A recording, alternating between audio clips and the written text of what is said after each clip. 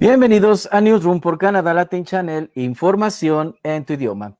Los saluda con el gusto de siempre su amigo y servidor Héctor Chaparro, transmitiendo en vivo desde la ciudad de Calgary, Alberta, en Canadá, para Latinoamérica y para el mundo. Gracias por seguirnos en esta plataforma digital Canadá Latin Channel, donde, bueno, semana a semana también tenemos contenido para ustedes de importancia para que estés enterado de lo que sucede en Canadá, no solamente en Canadá, en Latinoamérica también. Antes de comenzar nuestra entrevista, quiero hacerte una invitación. Quiero invitarte a que te unas a nuestras redes sociales como Facebook, Twitter, Instagram, YouTube. También a nuestra página web www.canadalatinchannel.com. Esto es Newsroom por Canadá Latin Channel, información en tu idioma. Bueno, el día de hoy tenemos un programa especial porque hay una doctora que está lanzando un libro, lanzó un libro ahora en el mes de enero, pasado mes que ya transcurrió. Y tenemos el día de hoy, la entrevista con ella, pero quiero comentarles que nosotros ponemos aquí el tema que ella está exponiendo, que se llama Un engaño irreparable, la criminal gestión de la pandemia. Pero como nosotros decimos, ustedes tienen la mejor opinión, ustedes tienen la última palabra. Nosotros exponemos lo que la doctora trata de explicar en su libro.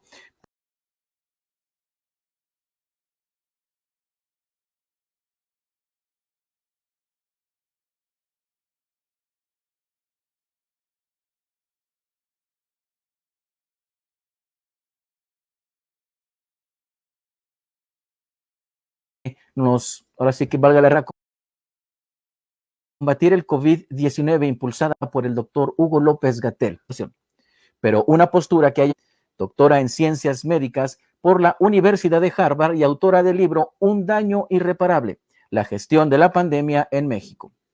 Pero la doctora no libro expone de manera simple datos de países en el mundo, cotejando y comprobando la información en un afán por crear conciencia. La especialista se encuentra presentando su libro en diferentes espacios informativos, y aquí no es la excepción, explicando el proceso de creación y hablando acerca de las decisiones que ha tomado el doctor Gatell durante la emergencia sanitaria. El trabajo de la autora consistió en recopilar y analizar los datos generados por las autoridades, esto para después escribir un testimonio que sirva de prueba sobre cómo el Estado, refiriéndose a México, ha podido solventar la pandemia del COVID-19. Y así, quiero darle la bienvenida a la doctora Lori-Ann Jiménez-Fibier, quien nos acompaña el día de hoy desde la Ciudad de México, aquí a Newsroom por Canadá Latin Channel. Doctora, gracias por estar aquí en Newsroom, bienvenida. Claro, muchas gracias, Héctor, muchas gracias por la invitación, un placer estar en el programa. Bueno, antes de empezar, doctora, déjeme explicar a nuestros seguidores quién es usted. Y es que la doctora Lori-Ann Jiménez-Fibier, ella es odontóloga por la Universidad Nacional Autónoma de México, la UNAM. Ella es jefa de laboratorio de genética molecular, es doctora en ciencias médicas por la Universidad de Harvard. Y como ya lo dije, es la creadora y es la autora de Un engaño irreparable, la criminal gestión de la pandemia en México. Doctora, bienvenida nuevamente, gracias por aceptar. Claro que sí, es un daño irreparable. Un daño irreparable, perdón, daño sí, un daño irreparable. Mil disculpas. Sí. No Doctora, su libro ha generado muchísima controversia, muchísima polémica, tanto negativa como positiva. Hay gente que la odia a raíz de la publicación de este libro. Hay gente que la tilda de engañosa, hay gente que también la tilda de valiente por atreverse a difundir este tipo de temática. Sin embargo, nosotros, comprometidos con la objetividad, vamos a tratar de ser lo más objetivos. Y yo quiero que usted me explique, para empezar, cuál fue la idea inicial, cómo es que nace esta idea de escribir este libro y por qué hacerlo de esta manera. ¿De qué manera?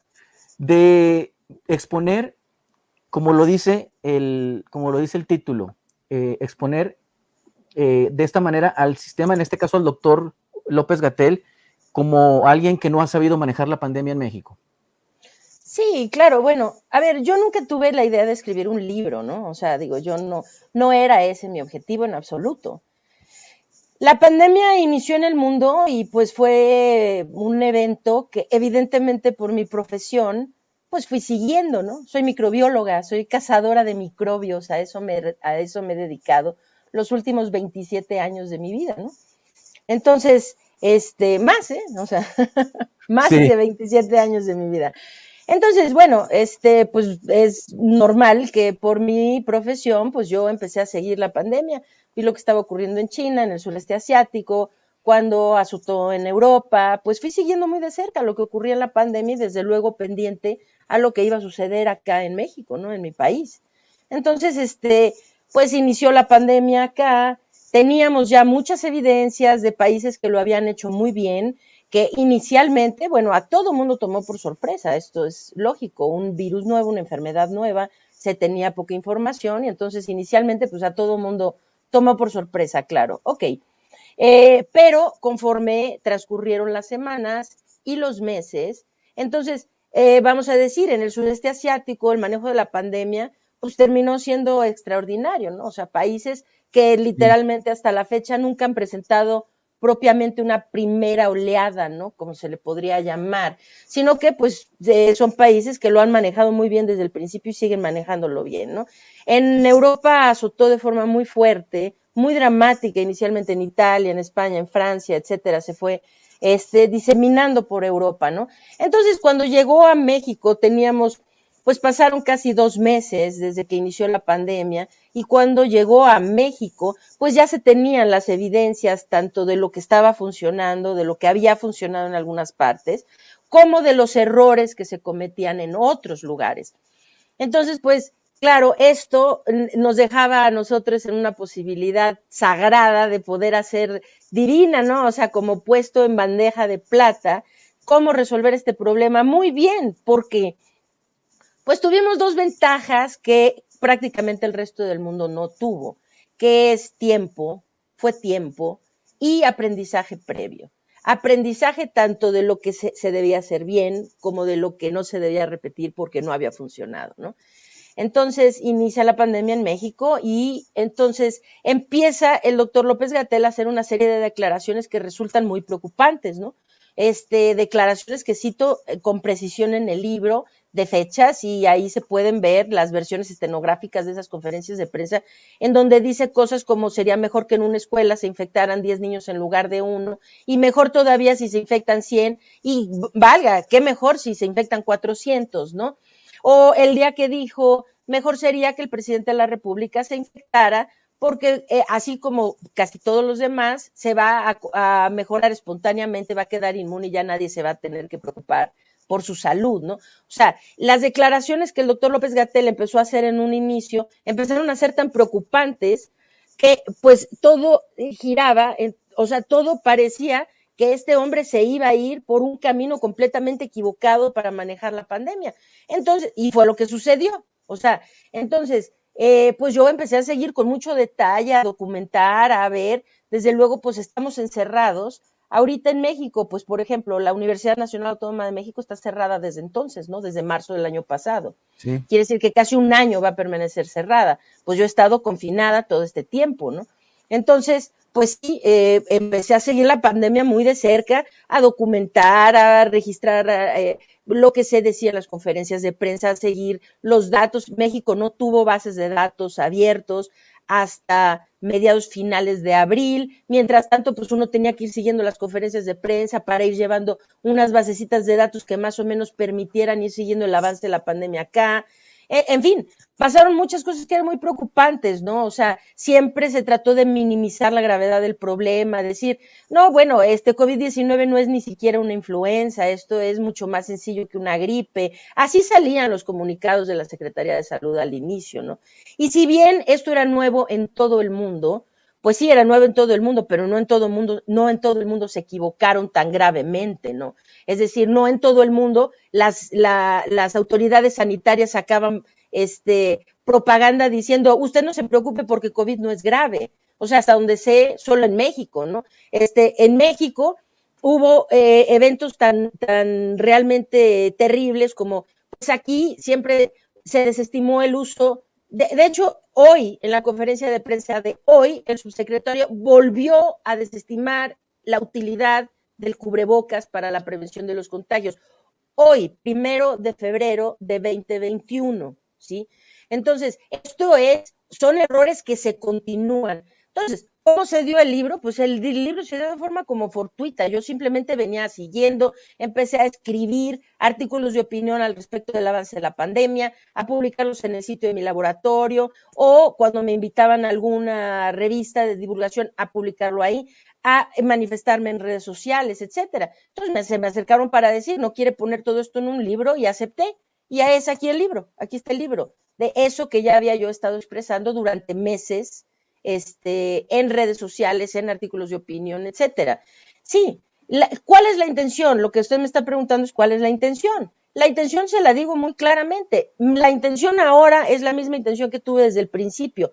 La razón por la que yo alcé la voz, ¿sí?, es para hacer ver que algunos errores se estaban cometiendo, que se escuchara la opinión profesional de la gente, de los pocos, en ese momento éramos poquísimos, los miembros de la comunidad científica y académica que nos estábamos manifestando. Es decir, en los meses de marzo, abril y mayo prácticamente no había manifestaciones más que hacer burlas cuando había algún desatino en las conferencias, cuando alguien decía que se blindaba con nanopartículas cítricas, o el presidente de la República salía a decir que la Virgencita lo protegía, ¿no? Entonces, ese tipo de manifestaciones ya había, pero no había una manifestación académica concreta de, oigan, aquí estamos yendo por el rumbo equivocado. Cuando se dejó de presentar las cifras del modelo de vigilancia centinela y empezamos a volar completamente a ciegas en México, sin saber cuántos casos habían, porque el subsecretario todo el tiempo ha desestimado el uso de las pruebas diagnósticas, ¿no? Hasta la fecha México sigue volando a ciegas, es decir, no sabemos cuántos contagiados hay, porque se ha procurado sesgar qué población se muestrea y se hace muy pocas muestras, ¿no? Entonces, pues, pero en aquella época nadie hablaba más que hacer chistes en redes sociales y cosas de este tipo, ¿no?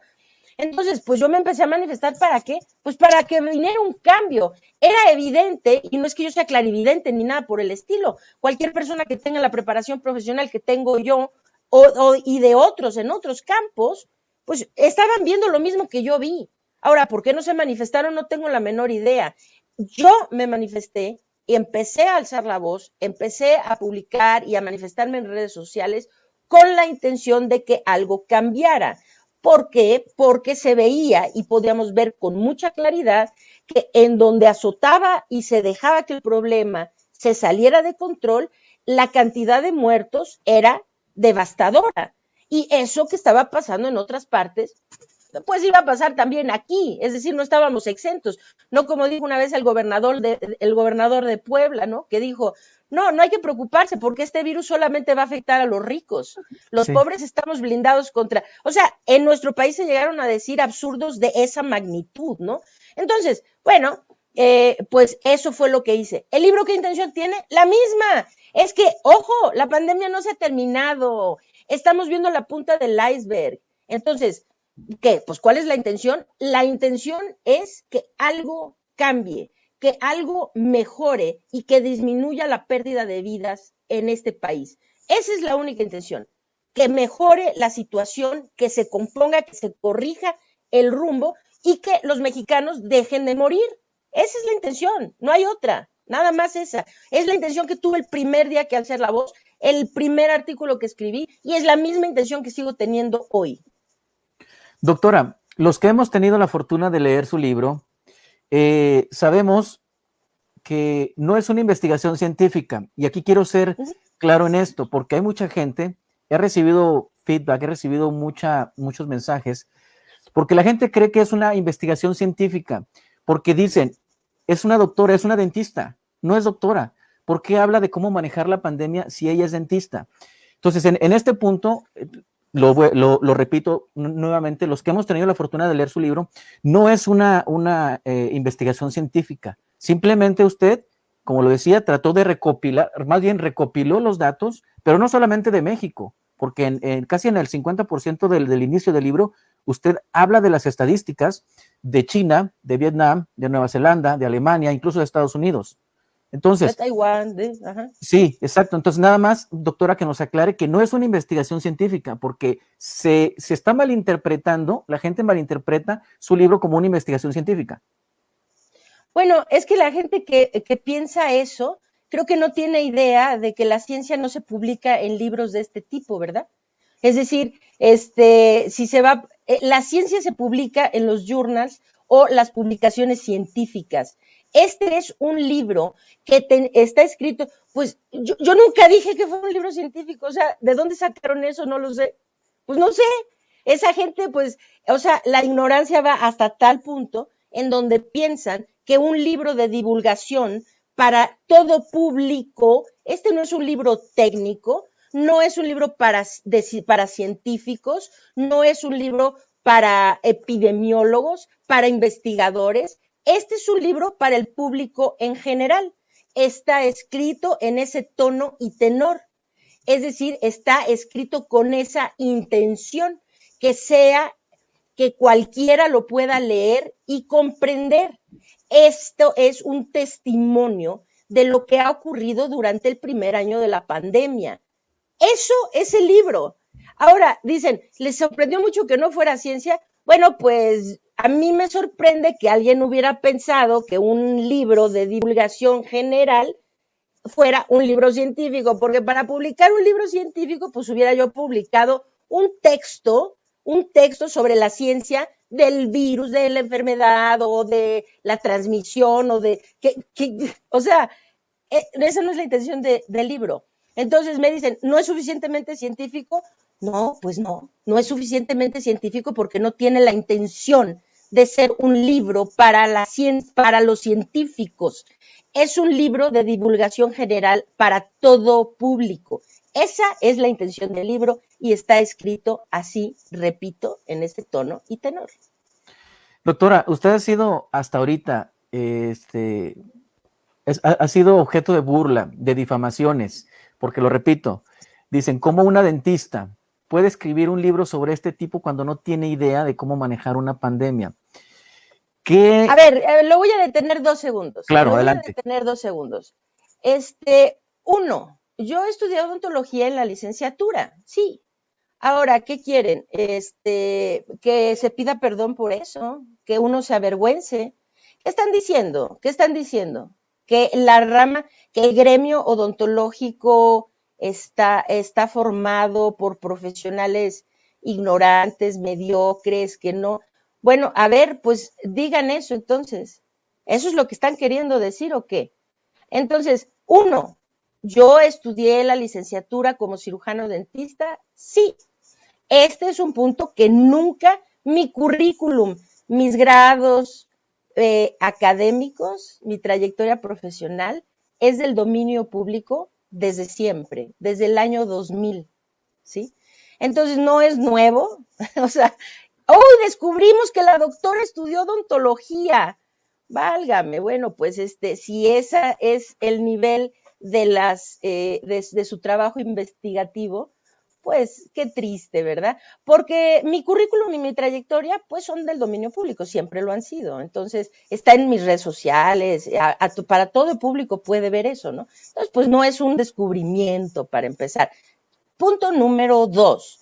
Así como en la licenciatura yo estudié la carrera de cirujano dentista, ¿sí? También después estudié un doctorado en ciencias médicas, durante el cual me especialicé en el campo de la microbiología. Este doctorado lo hice en la Universidad de Harvard, ¿ok? En Boston, Massachusetts. Entonces, así como sí, estudié la carrera de cirujano dentista, también tengo un doctorado y cualquier persona con un grado mínimo de educación y de formación académica sabe que a las personas se les hace referencia con su grado académico más alto, no con algún grado intermedio. Esto es, a una persona que tiene un doctorado no se le llama maestro o licenciado, se le llama doctor. Entonces, Sí, así como estudié la licenciatura en cirujano dentista, como cirujano dentista, también hice la preparatoria y también fui a la secundaria. También estudié la primaria y asistí al kinder. Entonces, si en redes sociales quieren decir, esta persona que estudió el kinder, ¿qué me van a decir? Que eso es lo mismo que llamarme dentista, porque yo nunca me he dedicado a la odontología clínica. Yo empecé a hacer investigación el último año de la licenciatura, el último año de mis estudios de licenciatura. Empecé a hacer investigación en el laboratorio de medicina experimental de la Facultad de Medicina de la UNAM, que está encabezado por el doctor Rui Pérez Tamayo. Ahí trabajé durante un año. Durante ese año me enamoré de la ciencia del laboratorio y de trabajar en la investigación científica. Conforme más me adentré a la ciencia, menos me interesó seguir la vía de la odontología clínica y entonces me fui por la investigación. La última vez que yo vi a un paciente en una unidad dental, ¿sí? Fue el último año, en la última vez que atendí un paciente como estudiante en la licenciatura. Entonces, llamarme dentista no me ofende, desde luego, porque pues ser dentista es padrísimo, me encanta, tengo muchísimos amigos odontólogos, muchos de los cuales respeto profundamente en sus conocimientos y capacidades profesionales, académicas y todo lo demás. Entonces, pues no, para nada, eso me ofende, pero me hace sentir que la gente que dice eso tiene una ignorancia tan profunda que no comprende que a un doctor no se le llama maestro y sí, a un maestro no se le llama licenciado. Entonces, pues decirme dentista, pues está bien, no me ofende, pues sí, ok, díganme dentista, pero la realidad es que soy doctora, no dentista. Soy doctora en ciencias médicas, ¿no? Entonces, pues no sé, piensan que como una persona, he dirigido un laboratorio de investigación que hace trabajos primordialmente de microbiología y de genética humana, el Laboratorio de Genética Molecular de la Facultad de Odontología de la UNAM. He dirigido este laboratorio, lo fundé y lo he encabezado desde el año 2000. Si ser académica de la universidad, tener un doctorado en ciencias médicas por la Universidad de Harvard, dirigir este laboratorio durante 21 años, tener una antigüedad como profesora titularse de tiempo completo en la Universidad Nacional Autónoma de México, no me califica, ¿sí? Para hacer, para decir, para hablar de una enfermedad infecciosa de transmisión entre seres humanos y calificar cómo es que una infección se puede controlar su transmisión entre personas, ¿sí? Bueno, pues el problema sí ya no es mío, me explico, es de quienes están diciendo semejante absurdo. Es un verdadero absurdo decir que entonces un infectólogo tampoco puede hablar. Entonces, los matemáticos que están evaluando la pandemia, ellos tampoco pueden opinar, ¿no? Es que estas personas que critican de esta manera tan pedestre, pues requieren un poquito de preparación académica y profesional para realmente poder hacer una crítica un poco, de un nivel un poco más elevado, ¿no? Pero bueno, aquí estamos. Doctora, precisamente hablando de estadísticas, usted en su libro menciona un matemático y menciona estadísticas también acerca de cómo se manejó la pandemia en los diferentes países y hace una comparación con México. Mi pregunta es aquí, yo he escuchado que cuando se hacen comparaciones estadísticas, la excusa o siempre dicen es que no es el mismo, no es la misma población. Por ejemplo, comparando un México con una Italia. Dicen, claro, hubo más contagios porque en México hubo más y hay más muertes porque no es la misma población que tiene un país como Italia, un país como, no sé, como Vietnam o como ese tipo de países. Sin embargo, usted no habla de, en las estadísticas no habla de población, sino habla de porcentajes, que finalmente el porcentaje aquí es el que vale, no importa cuántos habitantes tiene cada país. Sí, bueno, hay estadísticas comparativas entre países, poblaciones, comunidades, etcétera, que sí son comparables y otras que no lo son, ¿no? Decir, porque aquí somos mexicanos allá y allá son italianos, pues ese no es un motivo por lo cual no se pueda comparar. Somos seres humanos y estamos afectados por la misma enfermedad. Claro. Entonces, en principio, pues sí, las comparaciones se pueden hacer, ¿no? Ahora, hay comparaciones que sí valen y otras que no valen, ¿no? Ahora, con un poco de seriedad, pues se ve qué comparaciones sí son válidas y cuáles no. Vamos a poner un ejemplo. Si estamos hablando, aquí se hace mucho, vamos a decir casos por millón de habitantes. Entonces dicen, casos por millón de habitantes, México siempre aparece súper bien en la lista, ¿no?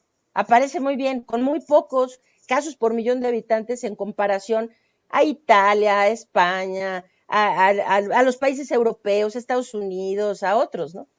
Pero entonces hay que preguntarse por qué. Y la razón es muy sencilla, porque México hace solo una fracción de las pruebas que hacen esos otros países, ¿no? Entonces, mientras que esos países, en Estados Unidos hace tal vez 500,000 de pruebas al día o más, ¿no? O sea, los países europeos están haciendo una cantidad altísima de pruebas diarias. México reduce su número de pruebas a unos cuantos miles, chiquititito, ¿no? Entonces, pues México siempre registra muy poquitos casos, o sea, nos alarma que se registre, no sé, 16,000 casos, tantos, alarma, sí, pero pues cuando estamos viendo, vamos a hablar, o sea, concretamente, ¿no? El día de hoy, en la conferencia, hoy México está registrando 7,000 casos. Pues registra 7,000 casos porque México hace muy pocas pruebas, ¿no? Estados Unidos, por ejemplo, está registrando 125,000 casos nuevos el día de hoy. 125,000.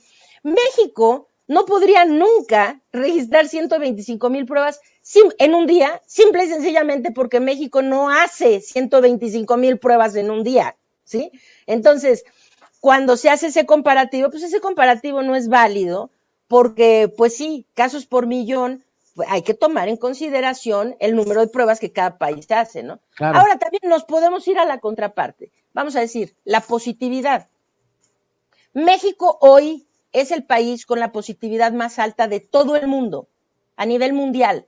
Es el país que tiene la positividad más alta. ¿Qué significa positividad? Es el número de pruebas positivas que se hacen, es decir, del total de pruebas que se hace, cuál es el porcentaje que son positivas. Se supone que es un indicador queriendo decir qué porcentaje de los habitantes están infectados, ¿no? Entonces, si nos agarramos el índice de positividad, por ese lado podríamos decir, no, es que México está así desbordado, ¿no? México ha llegado a tener positividad arriba del 60%. ¿Quiere decir que más del 60% de los mexicanos estamos infectados con COVID-19? No. Entonces, hay matemáticas que pueden favorecer mucho un lado o favorecer mucho el lado opuesto si es que se manipulan. Pero hay que hacerlo esto con seriedad, porque la positividad da muy bien a quien le quiere pegar duro a lo que está pasando, pues porque precisamente México hace tan pocas pruebas y México hace pruebas solo los casos sintomáticos. Como se hace solo los casos sintomáticos, la mayoría salen positivos. ¿Me explico? No hacen rastreo de contacto como el resto de los países y no se ven casos, no se hace es decir, como se hace solo asintomáticos, la mayoría de las pruebas salen positivas y por eso México siempre tiende a sobreestimar el índice de positividad. Entonces, pues sí, hay comparaciones que no se pueden hacer porque son mañosas, tendenciosas, pero se pueden hacer tanto para un lado como para el otro. Lo que procuré en el libro, o sea, es que con todo y esta como controversia que quieren armar en redes sociales, de pintarme como si yo estuviera tratando de hacer un golpeteo al régimen, da vergüenza y da tristeza de lo que México se ha convertido. Yo nunca he tenido un puesto político, nunca he tenido una afiliación política, nunca he aceptado ningún puesto político y jamás lo aceptaría, jamás lo tendré y no tengo ningún interés en la política. Yo hablo no como votante, no hablo como afiliada a ningún clan oculto. Yo no hablo como en mi posición, en mi fisiología de mujer, ¿sí? Yo estoy hablando como profesional de la ciencia y de la academia. Entonces, yo no hablo con la intención de favorecer o de golpetear a ningún político. Yo hablo para salvar vidas. Yo estoy hablando por esa gente que hoy tiene un paciente en casa, enfermo, y está haciendo un viacrucis por toda la Ciudad de México tratando de encontrar un condenado tanque de oxígeno, ¿sí? Para que su familiar no se le muera hoy en la noche en casa. Yo hablo por esa persona que la traen paseando en 15 hospitales y en ninguno la aceptan y termina muriéndose de regreso a casa en el carro o en el transporte público. Yo estoy hablando para que eso no ocurra. Y si el político fulano y mengano se ofende, pues realmente me tiene perfectamente sin cuidado, porque yo no estoy hablando para los políticos, yo estoy hablando por la gente que se está enfermando y muriendo. Y la gente, es que México ahora es un país tan tristemente dividido, en donde estas personas que creen, es que está ofendiendo al señor presidente. Yo no ofendo a Andrés Manuel López Obrador como individuo o como persona, ni siquiera como presidente. Yo ofendo las decisiones, yo critico las decisiones que se están tomando para gestionar la pandemia. Si este señor se llamara Juan Pérez y fuera de otro partido político y estuviera ocurriendo lo mismo, estaría yo hablando de la misma forma. Lo triste es que las personas que están criticando cómo se atreve a hablar en contra del régimen, es que yo no estoy hablando en contra del régimen. Yo estoy hablando para que la gente se deje de morir, ¿sí? Y estas personas que critican cómo se atreve a golpetear al presidente, uno, no lo estoy golpeteando, no es esa mi intención. Ahora, dos, qué triste que les preocupe más que una, ¿cómo me llaman? Una pobre dentista, ¿verdad? Escriba un libro, sí, que preocuparse por los 1,500 mexicanos que se están muriendo todos los días.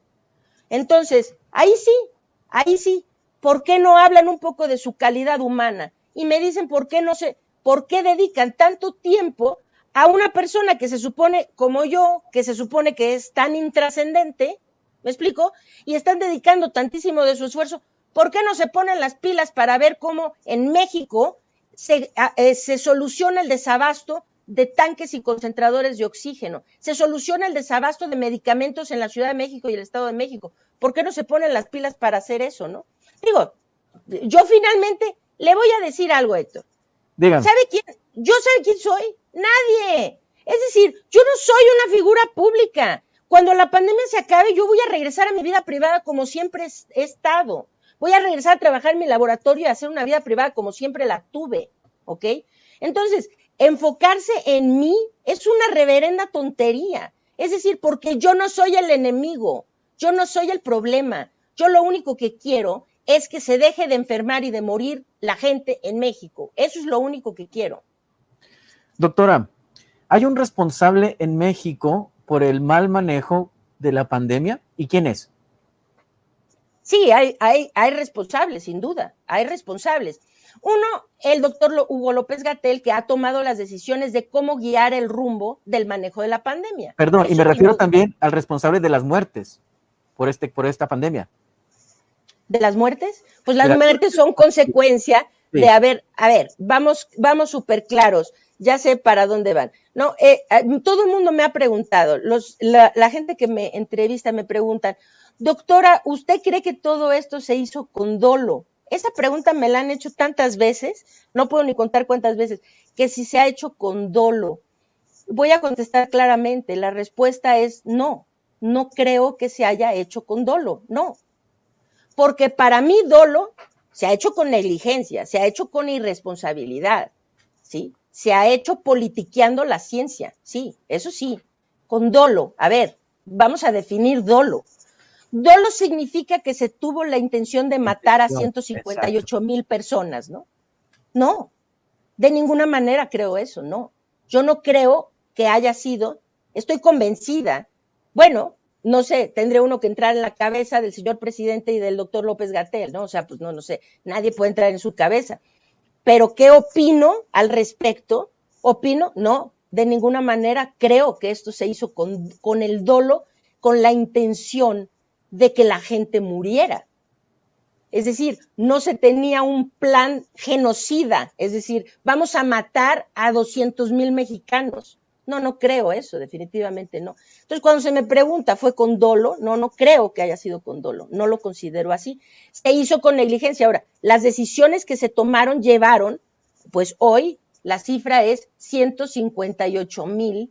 136 tengo, sí. Ajá, muertos, ¿no? Eso Muertos. en cifras oficiales. Sí, en cifras oficiales muertos. Sí.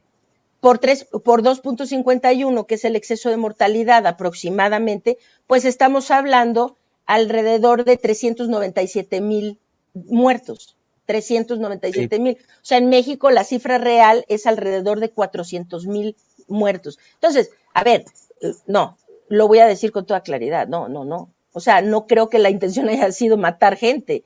La intención es manejar la pandemia lo menos costoso posible, lo más expedito posible, lo menos problemático. O sea, ¿qué tal que no necesitamos hacer todo eso, no? ¿Manejándolo políticamente, quiere decir? Manejándolo, gastando lo menos posible, invirtiendo tanto en esfuerzo, en logística, en infraestructura, en dinero, o sea, en moneda, lo menos posible. Y entonces se opta por una estrategia en donde, ¿por qué México sigue sin hacer pruebas? O sea, México ahora hace un poquito más de pruebas, ¿no? Pero el número de pruebas que hace hoy México tal vez hubiera bastado para controlar el problema en marzo o abril del año pasado, pero no basta para controlarlo ahora, el 1 de febrero del 2021, porque las autoridades permitieron que los contagios se diseminaran de forma rampante. Entonces, pues ahora para controlar, sí, o sea, lo que están haciendo ahorita, bravo, qué bueno que le aumentaron tantito, sí, pero oiga, venga el esfuerzo real, eso hay que llevarlo a 10, 20 o 50 veces más y empezar a rastrear contactos y abarcar a los asintomáticos y hay muchas cosas que se deben hacer, sí, claro. Doctora, interrumpí la pregunta que le hice, se la vuelvo a hacer. ¿Quiénes son los responsables del mal manejo de la pandemia en México? Pues los responsables son, quien haya tomado la decisión de vamos a llevar esta estrategia equivocada y nunca rectificarla, pues lo que es evidente es que ha sido el doctor López-Gatell. Y quien ha dado la anuencia para que eso ocurra de esa manera, pues, o sea, no se necesita ser físico cuántico, ¿verdad? Para saber que en México el poder es, pues, ¿quién toma todas las decisiones finales de todo? Pues el presidente de la República, ¿no? Entonces, pues sí, o sea, es decir, pues quien ha tomado las decisiones ha sido el doctor López-Gatell. Eso es lo que le ha dicho, señor presidente, lo vamos a hacer así. Pero si el presidente un día hubiera dicho, a ver, espéreme tantito, se nos siguen muriendo, esta estrategia ya no se me hace que sirva, ¿no? O sea, denme una segunda opinión, alguien dígame cómo podemos cambiar la estrategia, cómo podemos hacer algo distinto. Si el señor presidente hubiera dicho eso, pues tal vez algo hubiera cambiado, ¿no? O sea, entonces, pues sí, ¿quiénes son los responsables? Pues quien sienta la estrategia y quien da el visto bueno para que se implemente, ¿no? Pues sí. Doctora, a este punto, ¿pudiera haber alguna sanción de la comunidad médico profesional latinoamericana o mundial para poder sancionar al doctor López-Gatell por el mal manejo de la pandemia, que según su perspectiva ha sido mala? ¿Pudiera caber aquí la opción de que pudiera ser sancionado? No sé, desconozco yo cómo se maneja el tema médico, el tema profesional, cuando alguien no hace lo correcto dentro de la medicina. ¿Me explico? Sí, se explica perfectamente bien. No lo sé, lo desconozco y no me compete. Es decir, no tengo ninguna intención de perseguir ese asunto en el sentido. Esto a mí me interesa hasta el punto en donde yo pienso que todavía hay algo que hacer por la gente. Me interesa seguir involucrada en esto hasta el punto en el que todavía pienso que hay vidas por salvar. Involucrarme en quién va a perder su empleo, quién va a ir a la cárcel, quién va a ser destituido. Esa es una chamba que ni la quiero ni me interesa. Es decir, eso le compete a otras personas y si alguien quiere perseguir esa vía, pues bienvenido, ¿no? Pues sí, tendrá que venir una rendición de cuentas y ojalá que venga, pero pues no seré yo quien esté empujando eso. O sea, para mí el libro lo intitulé Un daño irreparable, porque trato de hacer un honor, un pequeño honor, si se puede ver de esa manera, a las vidas perdidas innecesariamente durante esta pandemia en México. Para esas familias que han perdido, y conozco demasiadas hoy por hoy, para esas familias que han perdido a un amigo, a un familiar, que siguen teniendo vacío ese lugar en la mesa todos los días, ¿sí? Y que lo tendrán siempre pues en el corazón, ¿no? Esas familias ya no les interesa, ¿sí? Que López-Gatell vaya a la cárcel o que lo corran de su puesto o que quede el presidente fulano en la siguiente ronda o el mismo o otro. O sea, para esas familias el daño ya es irreparable. A mí tampoco me interesa perseguir ese camino. No lo sé, no sé cuáles sean las rutas legales que se pueden seguir para perseguir a alguien que ha sido responsable por la muerte de casi 400,000 personas y no vamos ni siquiera a la mitad de la pandemia, ¿no? Pues algo se debe de poder hacer, pues sin duda, pero ese no es mi campo de expertise. Doctora, hablando de otros datos, que es muy mencionado ya dentro de las conferencias de prensa del presidente de México, el INEGI, no sé, bueno, debe estar entera, el INEGI presentó unas estadísticas y en la conferencia de prensa de la presidencia de México presentaron un desfase de un 30% aproximadamente entre estadísticas de muertes y de contagios. ¿Qué opinión le merece esto? ¿Se está maquillando la información en México? ¿Están ocultando algo? ¿O qué es lo que está pasando según su perspectiva? Sí, las cifras en México siempre han tenido muchos problemas de manipulación. Las cifras de la pandemia tienen muchos problemas que son de manipulaciones, que siempre se hacen de tal forma que como que da la impresión que no es intencional, ¿verdad? El ocultamiento de datos. Cada vez, conforme la pandemia va avanzando, cada vez hay menos transparencia en la información que se da, ¿no? Ahorita, por ejemplo, lo que es el colmo es que la información sobre vacunas proviene única y exclusivamente de lo que se para a alguien a decir una noche. Hoy vacunamos a 7,000 personas. Bueno, pues si usted lo dice, hay que creerles porque no hay una base que lo diga, ¿no? O sea, no hay una base de datos que uno pueda ir a consultar para dar un seguimiento. ¿Cuánta gente se vacunó? ¿Fueron hombres, mujeres? ¿De qué estado? ¿Qué vacuna les pusieron? ¿A quiénes llevan primera dosis de tal? ¿Quién es la segunda? ¿Cuántos? No hay transparencia, no hay bases de datos abiertos. Ahora, los contratos de las vacunas se sellaron por 5 años, de tal manera que no sabemos cuántas se van a comprar, cuántas ya están contratadas, cuántas llegan, cuándo llegan, de qué farmacéuticas.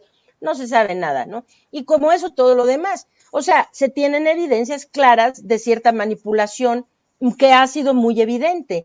Antes, a principios de diciembre, la Ciudad de México no pasaba el semáforo rojo porque se estaba cuidando mucho que la gente saliera a la calle y hiciera todas las compras prenavideñas y aprovechara las ofertas y qué sé yo, ¿no? La Ciudad de México hoy está sumida en una catástrofe brutal con el 87% de ocupación hospitalaria, ¿no?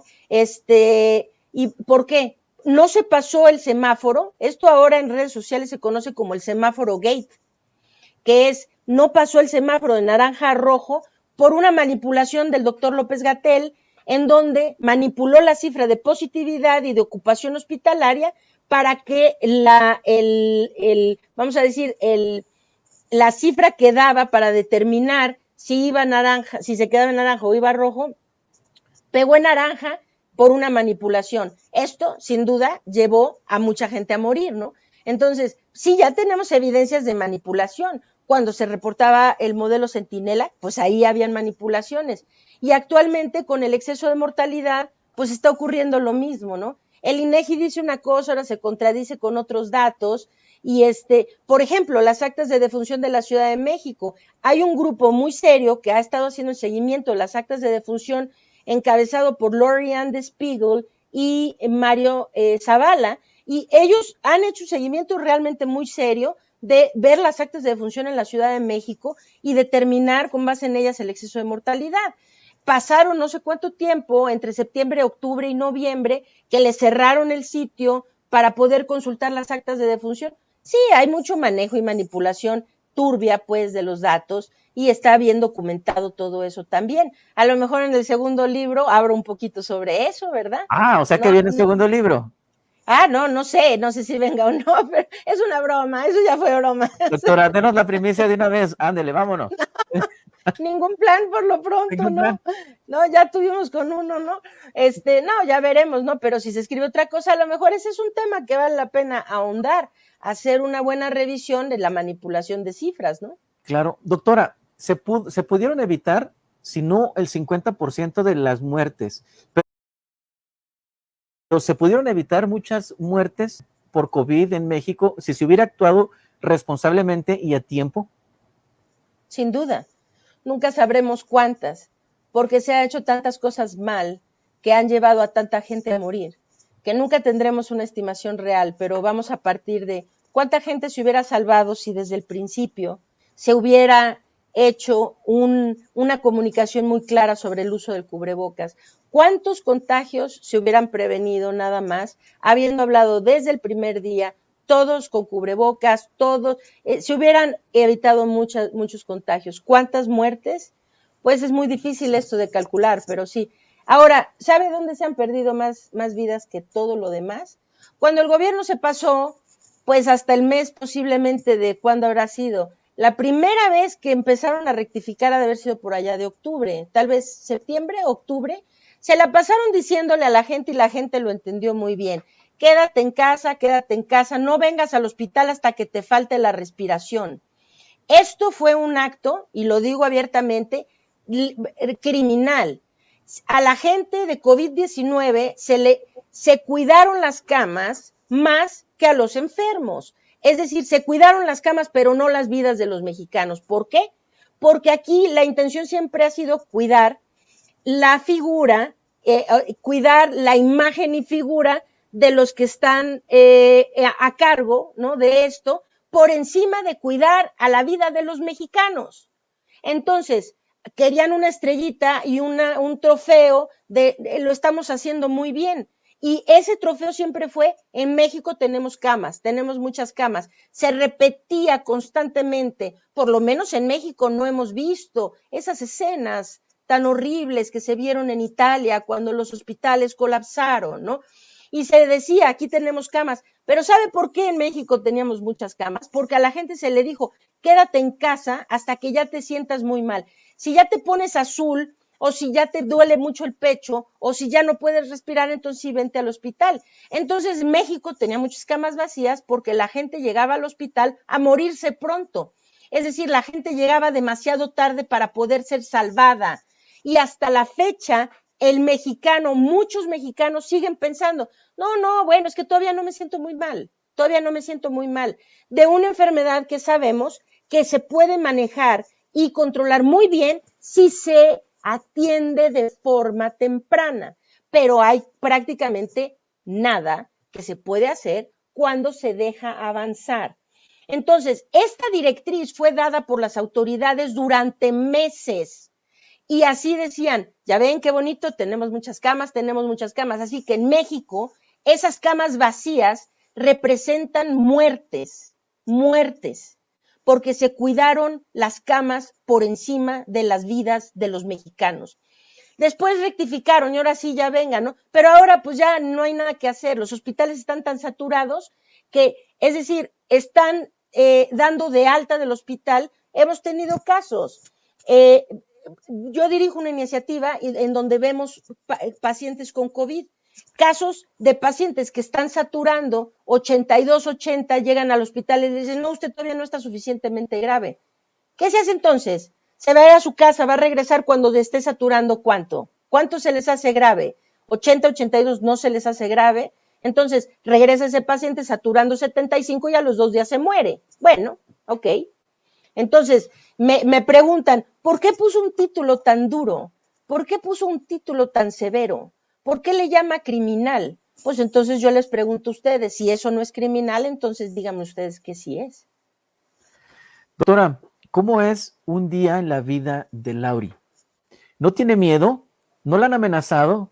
¿No la han tratado de agredir en su entorno cuando sale?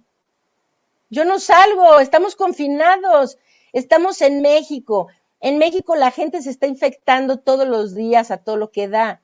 Como ve, somos el tercer país con mayor número de muertes a nivel mundial. En México salir a la calle da pavor porque tenemos demasiados contagios. Yo no salgo a la calle, estoy confinada, pues, ¿no? Entonces no sé cómo es salir a la calle en estos días, ¿no? ¿Cómo es la vida mía? O sea, válgame, yo no soy importante en buena onda, o sea, haga de cuenta, yo soy una persona completamente común y corriente, hago lo que hace toda la gente, no soy una celebridad, no soy un influencer, no soy un nada, soy una profesora de la UNAM que he trabajado así toda mi vida, que he llevado una vida privada, que así la hago de mamá, pues sí, tengo una vida completamente normal, ¿qué quiere que le diga? Nada. ¿Tengo miedo? No, no tengo miedo. O sea, aquí estoy aquí, estoy dando la cara, que tengo miedo. O sea, tener miedo significaría, ¿a qué le tendría yo que tener miedo? Vivimos en un país tan bananero que va a venir alguien a ponerme un tiro en la cabeza. Eso es lo que me están diciendo cuando me preguntan si tengo miedo. ¿Creen que alguien me va a asesinar? ¿Ese es el tipo de país en el que vivimos? Es decir, estoy hablando para tratar de salvar vidas y por eso la gente cree que voy a salir a la calle y alguien me va a asesinar.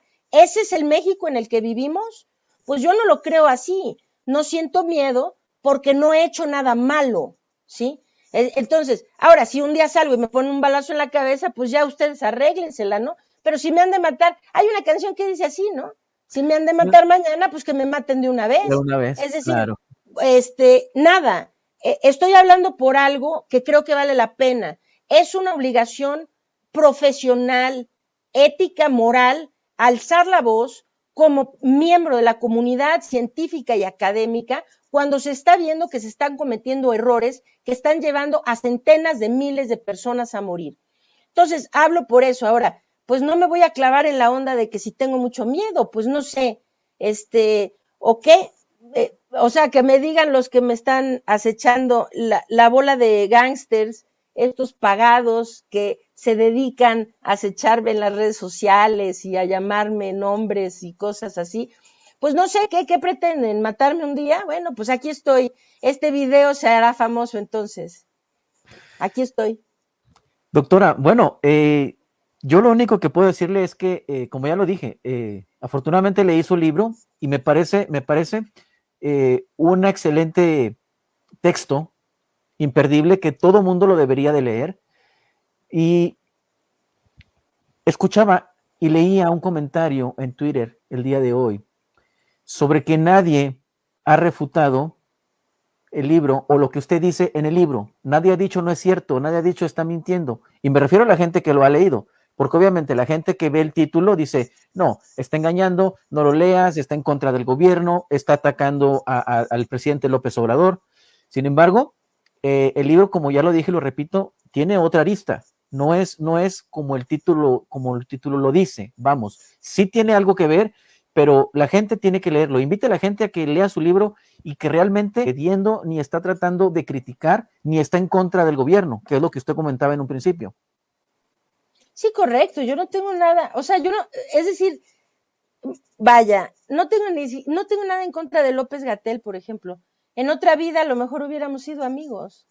Nos iríamos a tomar un café, a lo mejor nos caeríamos bien. Si se lo Nada más encuentra, que, si se nada lo más encuentra, ¿qué le pues, dice? ¿Qué le diría? nada, pues hola, buenas tardes, doctor, ¿cómo está usted? Pues nada, ¿qué le voy a decir? Nada. Pues oiga, pues si tampoco, ¿qué? Pues no, si, no sé, ¿qué, pues qué piensan que haría? Pues nada, saludarlo. ¿Qué voy a hacer? Nada. Eh, lo que yo no tengo nada en contra de ellos de forma personal. Yo tengo algo en contra de las decisiones que ellos han tomado, que han llevado a tanta gente a enfermar, a sufrir, a morir, a perder familiares, esto, lo demás allá. ¿Sí? Esto ha sumido nuestro país además en una crisis económica profundísima, una crisis social que nos va a llevar años salir de ella. No hay escuelas en México desde hace un año, no hay, muchas empresas han quebrado, hay gente que se ha ido a la bancarrota, la economía está en su peor momento y las muertes que se han sumado ahora, pues bueno, por un poquito, si le seguimos como vamos, ¿no? De aquí al verano, a lo mejor vamos a empezar a rayar en las cifras de la Revolución Mexicana, ¿no? O sea, no estoy hablando de exageraciones, es que si ya se han muerto 400,000 personas aquí, pues es que es muy grave, ¿no? Yo no tengo nada en contra de ellos, es que esa es la verdad. De hecho, o sea, digo, pues quieren que les ayude, yo podría ayudar, si quieren ayudo, o sea, es decir, ¿qué? Nada. No soy tan complicada, es buena onda, o sea, no soy una persona tan complicada, no tengo jiribilla, yo realmente, o sea, como dicen los gringos, what you see is what you get. O sea, eh, conmigo no hay jiribilla, o sea, quiero esto, ¿qué quiero? Quiero ayudar a las personas, ¿sí? Quiero que se tenga una estrategia correcta, que nuestro país pueda controlar la pérdida de vidas, que los médicos, ¿saben cuántos meses los médicos, los profesionales de la salud en México han estado sujetos a una carga y presión tan grave? Yo en una reunión con varios secretarios de salud de los estados de la República, escuché a un secretario de salud decir que le preocupaba que en su estado estaba habiendo muchos suicidios entre los profesionales de la salud. Y verdaderamente, si a esto no se les parte el corazón a todos, imagínense la presión, la carga de estar atendiendo una enfermedad que además pone en riesgo sus propias vidas, de estar viendo estas escenas de muerte todos los días, de los hospitales saturados. Pues ¿sabe qué? Lo que quiero es eso, quiero que se termine eso, quiero que se controle eso. Eso es lo único que quiero, nada más. Hablo para eso. Doctora, usted es creadora de una iniciativa, no sé si es iniciativa, si es el término correcto, usted me lo habrá de corregir, que se llama Salvemos con Ciencia. No Sí. con ciencia, sino Salvemos con Ciencia. Háblenos acerca de esto. ¿Qué es exactamente esto? ¿Cómo es que lo creó y por qué fue la idea de crear esto? Sí, Salvemos Conciencia es una iniciativa altruista. Ahora nos hemos convertido en una asociación civil sin fines de lucro. Salvemos Conciencia se originó de la preocupación pues, personal y profesional mía y de un grupo de médicos y científicos que nos llevó, es decir, esta afinidad por luchar en contra de la catástrofe que está azotando a nuestro país, nos unió en esto, incluidos el doctor Francisco Espinosa Rosales, el doctor Enrique Martín del Campo, el doctor Michael Hirsch, el doctor Arturo Erdely y yo. Básicamente, fuimos los que iniciamos este proyecto.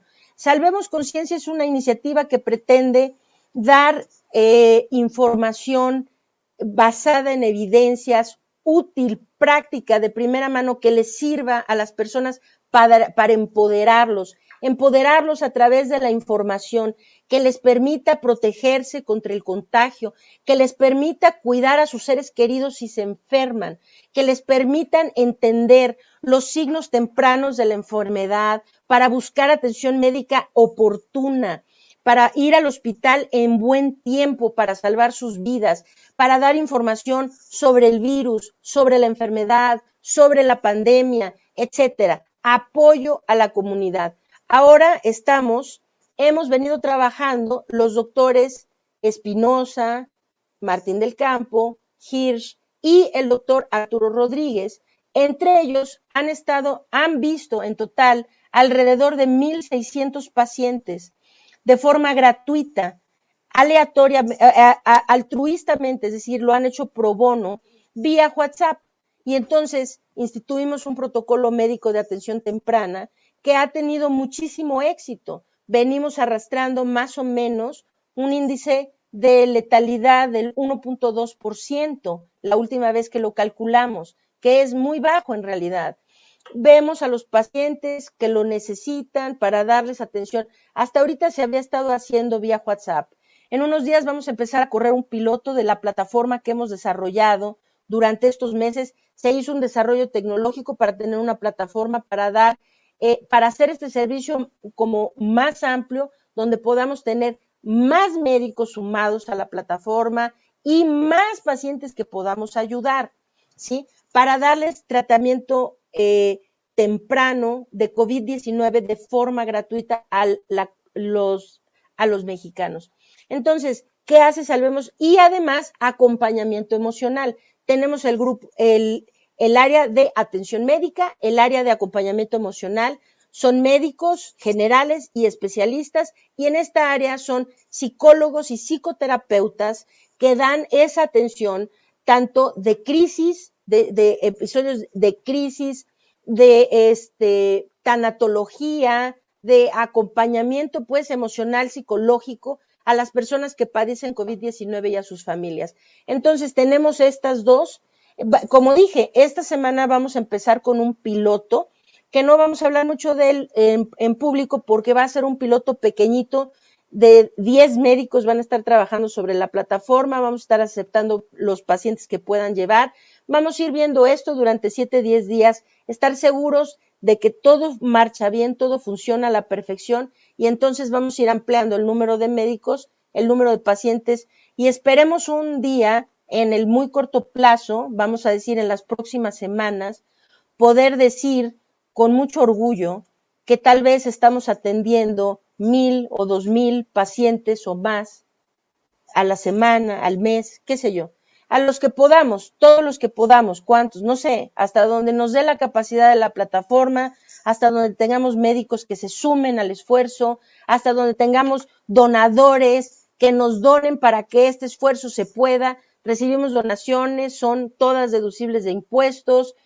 A eso, o sea, de eso depende que podamos operar, ¿no? Entonces, entre más donaciones y más médicos se sumen al esfuerzo, pues más pacientes podremos atender. Si en unos meses puedo decir que salvamos la vida de 5 o 10 mil personas, aunque sean 100, pues diré que ya hicimos algo que valió la pena, francamente.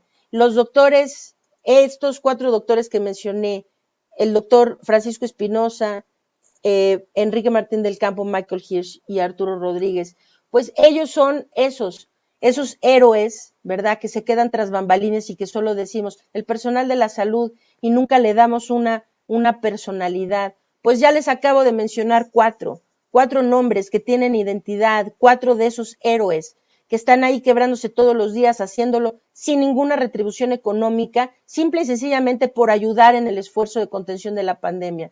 Entonces, a mí, la verdad, cuando usted me pregunta al principio, pues sí, o sea, me llaman que golpista, que no sé qué, me han insultado tanto que ya creo que voy a hacer una lista de los insultos para después poderme reír un poco, ¿no? No sé, un día tal vez me río de eso, no lo sé. Pero fíjese, lo que yo hago no ha sido solamente crítica. Yo llevé de la crítica a la acción. Es decir, yo lo llevé a una actitud proactiva, en donde, bueno, Claro. pues sí quiero que el gobierno haga las cosas mejor, sí, claro, pero independientemente de que los haga o no, perdón, con permiso, nosotros vamos a ayudar independientemente de que ellos no hagan lo suyo. ¿Y cómo estamos ayudando? Así. Hasta la fecha, por lo menos esa gente. Hemos dado tanta información sobre la autovigilancia en casa, de los signos tempranos de COVID, cómo se detectan, cómo se pueden vigilar, cuándo ver a un médico. Hemos dado muchísimas instrucciones por vía remota a muchas familias, a muchos individuos. Pues yo creo que ya hemos impactado en la vida de alguien, ¿no? Entonces, Claro. pues eso me causa una gran satisfacción. Entonces, no es que solamente uno esté gritando por gritar, ¿verdad? Grito por salvar más vidas, porque yo sí veo, estoy en contacto con esas familias que sufren y esas que pierden gente todos los días, ¿sí? Y entonces, ¿qué quiero? Pues sí, quiero que no se sumen más, nada más, pero no solo estoy pidiéndolo, también lo estoy haciendo, también lo estamos haciendo. La iniciativa se llama Salvemos Conciencia.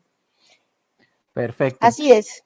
Doctora, bueno, antes de despedirnos, algo que quiera agregar, en resumen, la gente necesita leer su libro porque, como usted ya lo dijo, necesita hacer conciencia y necesita leer exactamente bajo la perspectiva de una doctora en ciencias, que aunque sea dentista, dicho sea de paso, y no lo digo de manera despectiva, no me lo tome a mal,